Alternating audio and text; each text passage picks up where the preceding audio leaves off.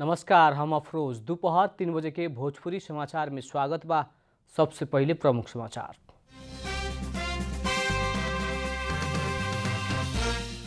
नेपाली कांग्रेस केंद्रीय कार्य समिति बैठक के समय बढ़ल, अब बैठक सोमवार के दोपहर बैठी।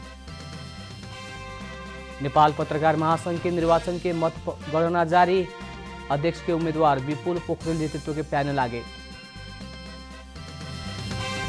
सोना के दाम तोला में 1000 रुपया से बढ़ल, प्रति तोला 89,000 रुपया में कारोबार हो रहा। बेलायत खातिर म्यांमार के राजदूत के लंदन स्थित दूतावास में प्रवेश रोक, म्यांमार में भइल प्रदर्शन में अभी तक 500 से ज्यादा की मृत्यु। आज चैंपियंस लीग फुटबॉल अंतर्गत क्वार्टर फाइनल के पहल लेग में पेरिस सेंट जर्मेन PSG विजयी, बायरन म्यूनिख 3-2 गोल से हारल।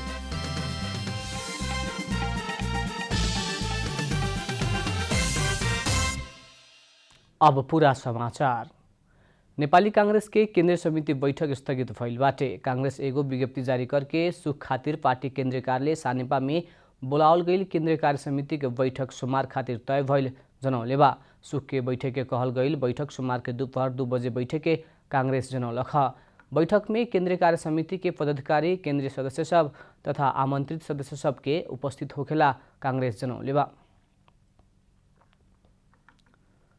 कालू भइल नेपाल पत्रकार महासंघ के निर्वाचन के मत परिणाम आवे के क्रम जारी बाटे। काठमाडौँ उपत्यका भीतर मतदान भइल सब मतपेटिका तिलगंगा स्थित संचारग्राम में ले जाके मतगणना हो रहल बा। पत्रकार महासंघ के कार्यालय आ प्रेस काउंसिल नेपाल के कार्यालय में मतगणना हो रहल बा। मतगणना स्थल में रहल पत्रकार सबसे देहल जानकारी मुताबिक अभिन्न जिला आ उपत्यका प्रदेश, प्रतिष्ठान प्रदेश लगायत के मतगणना हो रहल बाटे त बहुते जिला के मत परिणाम आ चुकल बा। जिला के मतगणना के परिणाम मुताबिक अध्यक्ष के उम्मीदवार विपुल पोखरेल नेतृत्व के पैनल आगे बढ़ल बाटे। दोसर अध्यक्ष के उम्मीदवार निर्मला शर्मा नेतृत्व के पैनल पीछा कर रहल बा। प्राप्त मत परिणाम मुताबिक जनता कर्मी कृति भट्टराई एसोसिएट तरफ से केंद्रीय सदस्य में निर्वाचित भइल बानी। विभिन्न मुद्दा के फरार 9 गो प्रतिवादी के जिला प्रहरी कार्यालय कंचनपुर पकड़ लेबा। एक हफ्ता के अवधि में प्रहरी 9 गो प्रतिवादी के पकड़ जनौले बा। पकड़ाइल मध्ये कुछ के कंचनपुर जिला अदालत में उपस्थित कराके कैद भुगतान खातिर कारागार चलान कैले बाटे त कुछ के अदालत में उपस्थित कराके जरिमाना तिरा के छोड़ले बा। जिला प्रहरी कार्यालय कंचनपुर के प्रहरी नायब परीक्षक अमर बहादुर थापा क्षेत्रीय के अनुसार चेक अनादर मुद्दा में दोषी ठहर भइल भीमदत्त नगरपालिका 18 के 24 वर्ष के अनिल रिजाल, लागू औषध मुद्दा के भीमदत्त नगरपालिका 3 के 23 वर्ष के दिवस कुंवर, चोरी मुद्दा के पुनर्वास नगरपालिका 6 के मनीष विक के पकड़ाऊ करके अदालत मार्फत कैद भुगतान के खातिर कारागार चलान कैल गई बा। नेपाल के चीन से अनुदान में देहल गई कोरोना विरुद्ध के भेरोसिल्ड खोप लगाव के शुरू कैल गई बा। खोप लगाव के खातिर स्वास्थ्य तथा जनसंख्या मंत्रालय काठमाडौँ उपत्यका में 14 केंद्र करके देशभर 23 खोप केंद्र तोकले बाटे। उपत्यका बाहर रसुआ, सिन्धुपाल्चोक, काभ्रे, नुवाकोट जिला में मात्रै खोप केंद्र तोकल गई बाटे। मंत्रालय उपत्यका में परोपकार प्रसूति गृह तथा स्त्री रोग अस्पताल, वीर अस्पताल, निजामती कर्मचारी सिविल अस्पताल, सरुवा रोग अस्पताल टेकु, राष्ट्रिय आयुर्वेद अनुसंधान तथा तालिम केंद्र, नेपाल मेडिकल कॉलेज उत्तरखेल आ काठमाडौँ मेडिकल कॉलेज सिनामंगल के खोप केंद्र तोकले बा। ऐसे ही शहीद गंगालाल राष्ट्रीय हृदय रोग केंद्र, त्रिवी शिक्षण अस्पताल, वीरेन्द्र अस्पताल छाउनी, नेपाल सशस्त्र प्रहरी अस्पताल, नेपाल प्रहरी अस्पताल, ओम हॉस्पिटल एंड रिसर्च सेंटर और क्षेत्र पार्टी में निःशुल्क चिकित्सालय भी कोविड-19 विरुद्ध के खोप केंद्र तोकले बाटे। 18 से 59 वर्ष तक के चीन में अध्ययनरत विद्यार्थी, चीन जाए के तैयार भइल विद्यार्थी, चीन से सामान लिया के व्यापार व्यवसाय करे वाला व्यक्ति, कर्मचारी, पर्यटन व्यवसाय के और अत्यावश्यक सेवा में कार्यरत व्यक्ति के मुख्य प्राथमिकता में राखल गई बा। इससे पहले नेपाल से भारत से अनुदान में आयल कोविशील्ड खोप अभियान अंतर्गत लगाउले रहे। भोजपुरी समाचार में अब छोट विश्राम।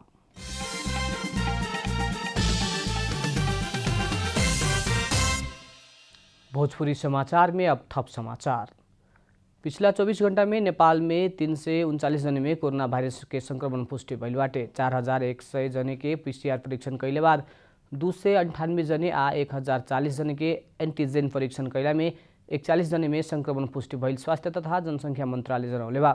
संक्रमण पुष्टि भइल मध्ये भक्तपुर के 5, ललितपुर के 26 आ काठमाडौँ के 132 करके उपत्यका के 163 जने बारह लोग। पिछला 24 घंटा में 74 जने संक्रमण मुक्त भइल स्वास्थ्य तथा जनसंख्या मंत्रालय जानकारी देले बा। हाल देशभर 2201 जने सक्रिय संक्रमित रहल मंत्रालय जनौले बा। सरकार रात्रिकालीन व्यवसाय तथा रेस्टोरेंट सब रात 9 बजे के बाद बंद करेला आग्रह कैले बा। कोरोना संक्रमण नियंत्रण खातिर जनस्वास्थ्य मापदंड के उल्लंघन आ कोरोना के बेलायत वेरिएंट के बढ़ते जा रहल दर के ध्यान में राखत स्वास्थ्य तथा जनसंख्या मंत्रालय द्वारा रात्रिकालीन व्यवसाय कड़ाई के साथ बंद करावेला आग्रह कल गई बा। मंत्रालय के सहप्रवक्ता डॉक्टर समीर कुमार अधिकारी बुध के सूचना जारी करत संक्रमण रोग इन बमोजिम कार्रवाई करे किस्म से घर बाहर सार्वजनिक स्थान में मास्क के प्रयोग के अनिवार्य करेवाला भी सभी जिला प्रशासन के आग्रह कैले बानी। वही लेखा कोरोना संक्रमित के पहचान करला कॉन्ट्रैक्ट ट्रेसिंग बढ़ावेला आ एंटीजेन तथा आवश्यकता मुताबिक PCR परीक्षण बढ़ावेला भी मंत्रालय आग्रह कैले बा। वही लेखा बड़का शहर सब में 500 से बेसी या छोट शहर सब में 100 से बेसी सक्रिय संक्रमित देखला पर वो स्थान में आवागमन में कड़ाई करला भी मंत्रालय संबंधित निकाय के आग्रह कैले बा। विदेश से आवेला विभिन्न टोली या भ्रमण दल के सदस्य सबके संख्या तथा क्वारेंटीन के नियम में भी कड़ाई करला भी मंत्रालय के आग्रह बाटे। मंत्रालय काठमाडौँ, पोखरा लगायत बड़का शहर सब में विद्यालय जाए के उमेर समूह में भी कोरोना संक्रमण बढ़ रहल कारण शैक्षिक संस्था सब में भी उच्च सतर्कता अपनावेला आग्रह कैले बा। वही लेखा बेसी भीड़भाड़ होके वाला जगह शॉपिंग मॉल, सिनेमा हॉल, नाचघर, health club, swimming pool, party palace, मंदिर लगायत क्षेत्र में उच्च स्वास्थ्य सुरक्षा सावधानी अपनावेला भी आग्रह कैले बा। नेपाल सरकार के स्वास्थ्य बीमा बोर्ड थप 6 गो जिला में कार्यक्रम संचालन करेवाला बा। 5वां स्वास्थ्य बीमा दिवस के अवसर में बुध के काठमाडौँ में आयोजित कार्यक्रम में सरकार थप 6 गो जिला में स्वास्थ्य बीमा कार्यक्रम संचालन करे लागल घोषणा कैले बा। स्वास्थ्य बीमा कार्यक्रम में सहभागी होके किसिम से ताप्लेजुङ, बारा, सर्लाही, दोलखा, मनाङ्गा, मुस्ताङ में कार्यक्रम शुरू कैल गई बाटे। स्वास्थ्य बीमा सेवा के नेपाल सरकार द्वारा संचालन में ल्यावल गई नागरिक ऐप में भी समावेश कैल गई बा। कार्यक्रम शुभारंभ करत स्वास्थ्य तथा जनसंख्या मंत्री हृदय त्रिपाठी स्वास्थ्य बीमा कार्यक्रम के नेपाल सरकार से बहुत महत्व देहल बताउने।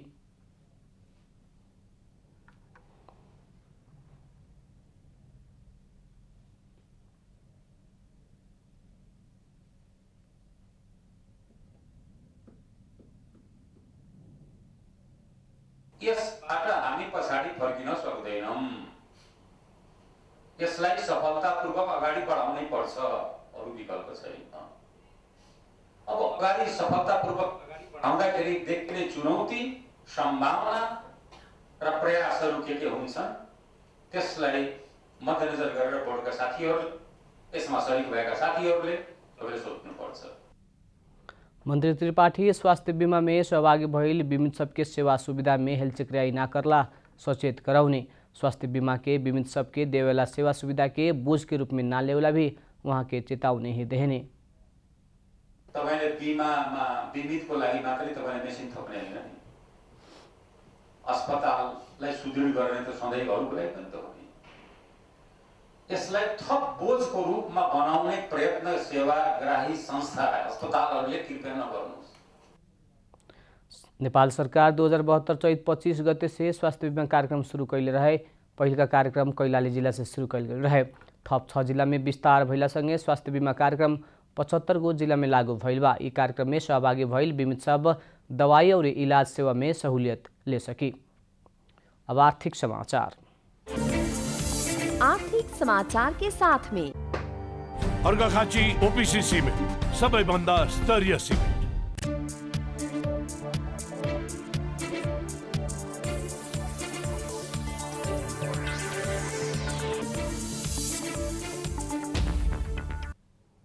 आज सोना के दाम तोला में 900 रुपया से बढ़ल बाटे। बाजार में छापा वाला सोना प्रति तोला 88,900 रुपया में कारोबार भइल नेपाल सुनचाँदी व्यवसायी महासंघ जनौले बा।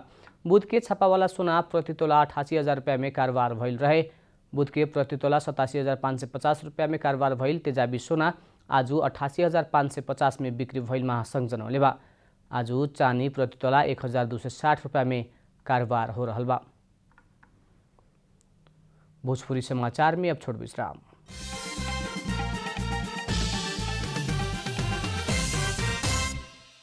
भोजपुरी समाचार में अब अंतर्राष्ट्रीय समाचार।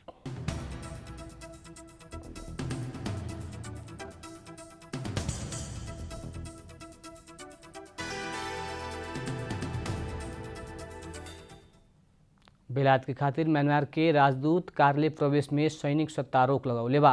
राजदूत KR बार मीन अपना के कार्यालय प्रवेश में रोक लगावल म्यांमार के सैनिक सत्ता के सहयोगी सब कर्मचारी सबके भी दूतावास छोड़े के कहले रहे। राजदूत मीन के लंदन स्थित दूतावास प्रवेश करे ना देवे के बतावल गइल बाटे। सैनिक सत्ता के प्रतिनिधि अपना सबके तू जौन देश के प्रतिनिधि रही उहमे जो कह के कहल बाटे। म्यांमार के सेना बीतल फरवरी 1 में निर्वाचित सत्ता हत्या के शक्ति अपना हाथ में ले रहे। वहाँ म्यांमार में प्रदर्शन होते आइल बाटे और सुरक्षाकर्मी सब बल प्रयोग कैले रहा। सैनिकों के विरोध करत राजदूत में नियंत्रण में लेहल नेत्री आंग सान सूकी सहित के रिहाई के मांग कैले रहलन।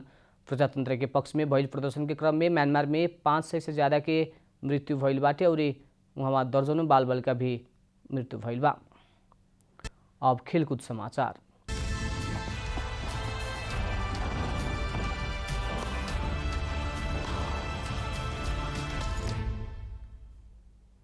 चैंपियंस लीग अंतर्गत कालू राति भइल क्वार्टर फाइनल के खेल में पेरिस सेंट जर्मेन PSG विजयी भइल बाटे। अवे मैदान में भइल खेल में PSG साबिक विजेता बायरन म्यूनिख के 3-2 गोल अंतर से हरौले बा। PSG के जीत में किलियन एम्बापे 2 और मार्कविन्हो 1 गोल कैलन। बायरन के खातिर चाउपो मोन्टिंग और थोमस मुलर 1-1 गोल लौटौले रहे लोग। एम्बापे तेसरका मिनट में ही गोल करके PSG के शुरुआती अग्रता दिलौले रहलन। 28वां मिनट में मार्कविन्हो अग्रता दोबर कैले रहलन। 37वां मिनट में मोन्टिंगले बायरन के खातिर 1 गोल लौटौले रहलन।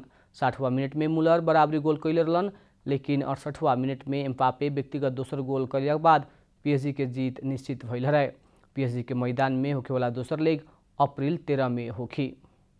अंत में प्रमुख समाचार फिर एक बेर।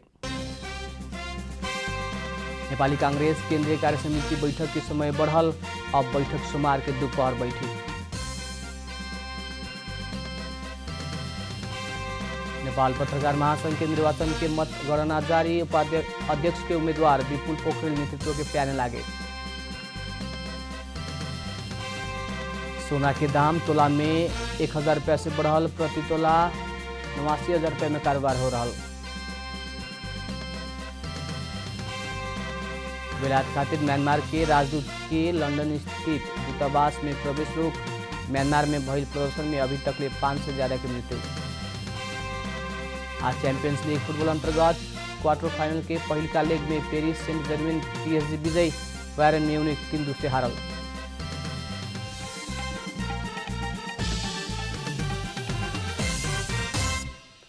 भोजपुरी समाचार अभी खातिर इतना ही। जनता द्वारा जनता खातिर प्रसारित जनता टेलीविजन के कार्यक्रम सब यूट्यूब, ट्विटर, फेसबुक आ हमने के वेबसाइट जनतासमाचार.com में भी पढ़ा देख सकत बानी।